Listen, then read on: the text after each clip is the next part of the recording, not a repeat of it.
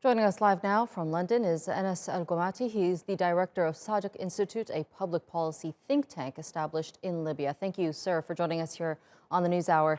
Now, there are worries the postponement of the elections are going to result in unrest in Libya. Can we see that happening? I think it is already happening, and it's been happening below the surface now for several months.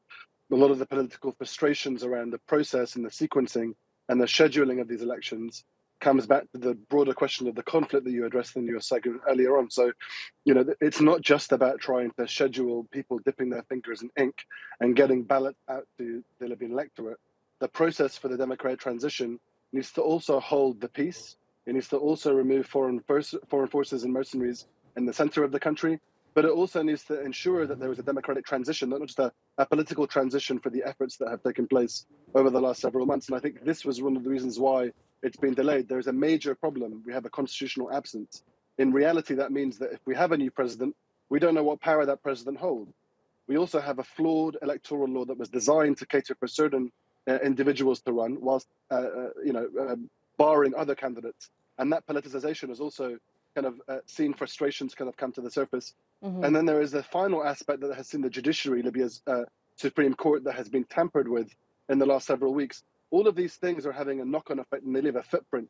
And that footprint is going to leave a nasty kind of a nasty effect on what happens over the course of the next 30 days, because that's when the next scheduled elections are. They're being scheduled now for the 24th of January. Okay, speaking of the next 30 days here, a special commission will be set up to determine a political roadmap until we get to those next elections in January. What would that roadmap look like? Can we expect the warring sides to make some sort of agreement here? I have absolute confidence that's not going to happen. And I'll tell you why. Because the reality is they're not looking to scratch the itch that is there, the fundamental grievances, the problems, the fears, the anxiety. This constitutional basis is not a box-ticking exercise.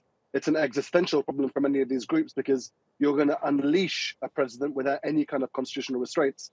I think the next 30 days are going to be about tailoring this process to suit certain candidates, in particular Khalifa Haftar and his allies. I think the second aspect is trying to replace the interim government of national unity, because there is an opportunity now for a power grab, and we've seen that in the last several days with meetings of various presidential candidates trying to replace this current interim government. And then I think it's going to ignore all of the other aspects, the electoral law, the tampering with the Supreme Court. And I think that that's not just a grievance that's going to resurface. That's going to be the next footprint. That's the next problem that will likely spark Libya's next conflict. How do the Libyan people feel about not being able to vote? Does this undermine public confidence in the process? I think it does. I think there's a lot of confidence around people wanting to seek a better future. And I think that's why there's around 2.4 to 2.5 million registered voters. But they're not just the acid test of whether or not this process is going to continue. The real acid test is whether or not the process, the sequencing, and the foundations are going to allow Libyans to fulfill their democratic right. And that's an obligation now on the warring parties. It's an obligation on the UN mission that is coordinating the efforts now in mediation and setting, of course, the roadmap. And unfortunately, I think that this is where the real danger happens, that Libyans will begin to associate democracy and elections with crisis and conflict. And that is going to be a serious danger in a country that has longed for a democratic transition and has a flicker and a flame left of it over the last decade.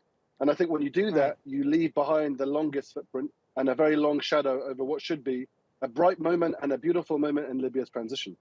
All right, Anas El-gomat, thank you so much for joining us here on the News Hour and sharing that insight with us.